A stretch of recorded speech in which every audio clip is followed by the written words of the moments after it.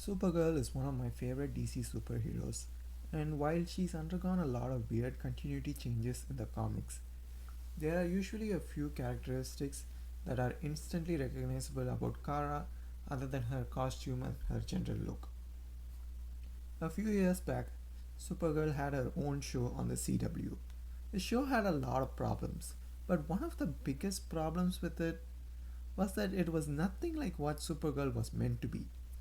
The Supergirl CW show ran for 7 seasons, and it starred Melissa Benoist, who was absolutely fantastic and looked the part and really tried her best.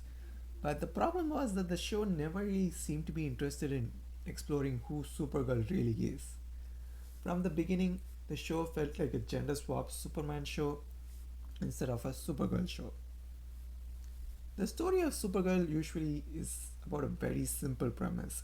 Supergirl grows up on Krypton and is sent to Earth to look after her baby cousin, usually as a teenager, and she ends up getting stuck in space and she crash lands on Earth many years later after her cousin has grown up to be an adult and a superhero. There's usually a significant age difference which forces Clark into a paternal or ideally the older sibling role. Kara is usually a young brash kid who tries to find her footing in a world that is not her own while remembering the world she has lost. And that's the premise that the Supergirl CW show completely abandons. Yes, the CW show Supergirl also crash lands on Earth much later, but then they make an insanely weird decision that completely messes up the character right from the very start. They make a decision to have Kara be raised by normal humans and get a normal human childhood, which makes her afraid of using her powers as she grows comfortable being a normal human. That is such a baffling take on the character, and it immediately felt like a rehash of Clark Kent growing up as a normal human, pursuing normal human goals because he wants to. Usually, Kara becomes Supergirl instantly after she lands on Earth, but then here they make a decision to make her wait until she's like an actual mature adult to finally debut as Supergirl.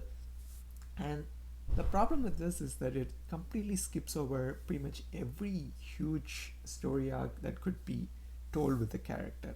The story of Supergirl, ideally, it should start with her being angry and mad at the world for taking away everything she ever loved. She's supposed to be driven by rage, and Kara learning how to let go of her rage should be one of her key character developments. She's supposed to hate Earth and the people in it, even though she's still a very good person and a hero who will do her best to rescue people. She's a person who's supposed to learn to embrace Earth just like Superman did and grow to care for the people of Earth just like he did for the people back home. But again, the show skips all of that by simply rehashing Superman's origin story and making all these potentially amazing plot points completely irrelevant. There's usually a very significant difference between Superman and Supergirl. Kara knows and remembers Krypton in a way Clark never can. She considers herself a Kryptonian first and foremost. Clark was raised on Earth as a human and lived life as a human, and as such will always consider himself a human first, unlike Kara.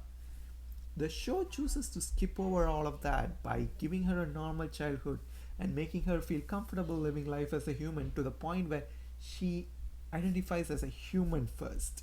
When that should have been, or ideally, it could have been her main development as a character over many seasons while also dealing with her Kryptonian heritage. Supergirl as a character is supposed to have PTSD and survivor's guilt. She suffered intense trauma from her ordeal of literally watching her world die and remembering it, unlike Superman, who never witnessed any of it and only got to actually know of it. Supergirl is supposed to suffer from PTSD. She underwent a trauma that pretty much very few people in the DC universe can ever claim to have gone through. She watched everybody she knew die right in front of her while she survived. That comes with a severe case of survivor's guilt and trauma that kind of comes to define you, and that's what it does for Supergirl. Some of the best Supergirl stories in the comics directly deal with this aspect, And it's always fantastic, even though I do believe it's still severely underplayed in the comics as well. A key part of Supergirl's story should be to explore that, and the show barely made an attempt to do that across 7 seasons, even though it repeatedly dealt with the existence of other Kryptonians and other races and all of that. Kara's PTSD and survivor's guilt are important aspects of her character, and it should have been acknowledged and explored more in the show, and technically it should be done in the comics as well, but that's a matter for another time.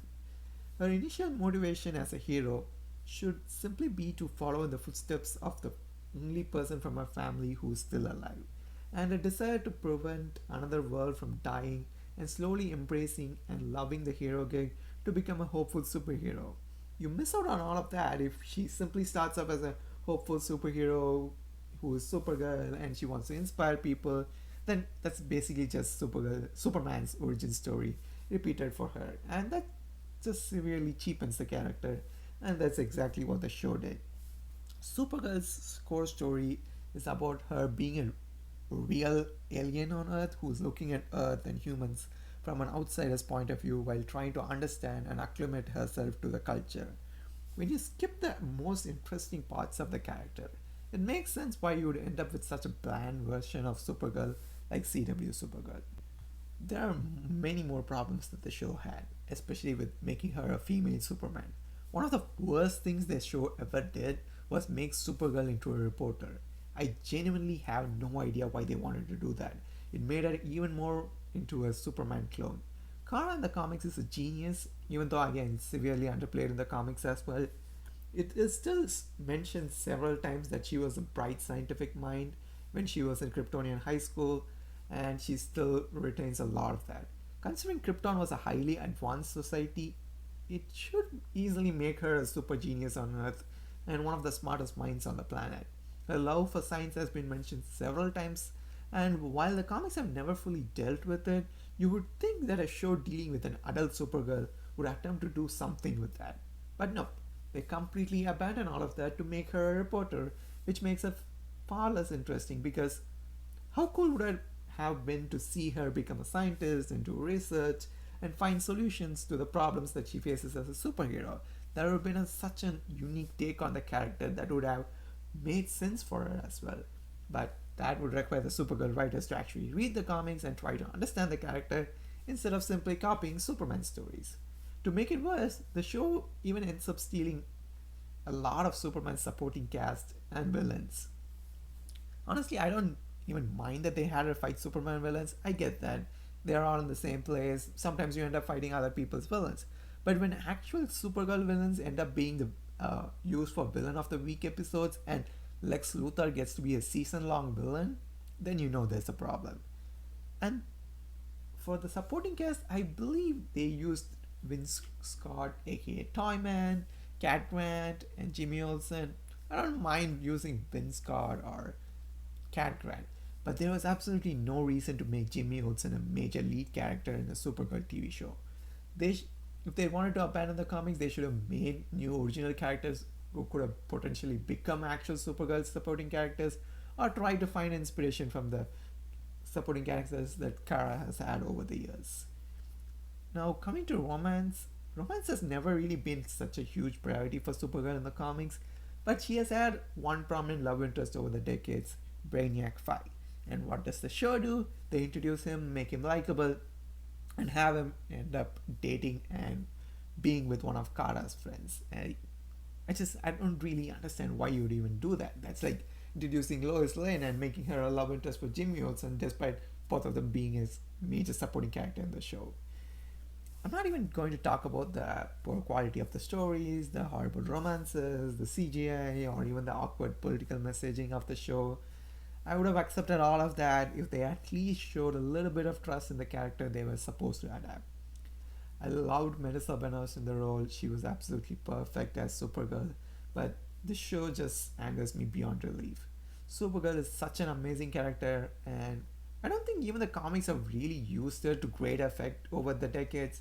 A solo live action show for her would have been the perfect place to redefine the character, find out what makes her tick, and explore her in a way unlike anything else, especially a show that ended up running for 7 seasons.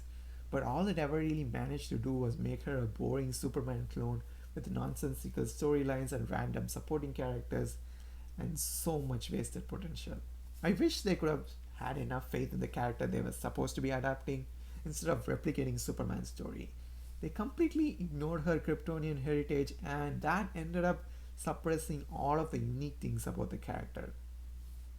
While watching the show, I always felt like they wanted to do a Superman show, but they weren't allowed to do it, so they just ended up making it as a Supergirl show. But the problem is, like, even after a few seasons, they still didn't seem to be interested in exploring the character of Supergirl. Cannot believe nobody stopped them when they decided to make her a mild mannered reporter just like Clark Kent. That just made it even more obvious than it already was. I do understand that Supergirl as a character has gone through a lot of weird continuity changes in the comics, but it should have been their job to figure out what worked for her character and what didn't, and use what worked instead of abandoning everything remotely interesting about the character. The show managed to do what the comics have spent the last few decades trying desperately to avoid. It made her a female version of Superman.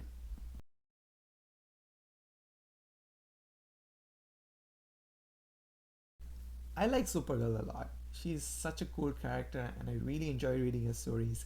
But the fact is that despite being so popular and one of the most easily recognizable DC superheroes, Supergirl will always and still remains one of the biggest missed opportunities in DC Comics history, both in terms of the actual comics, which have completely messed it up so many times over the decades, and in terms of media adaptations, where the character has been badly used in so many adaptations, with the Supergirl CW show being the biggest and most prominent example.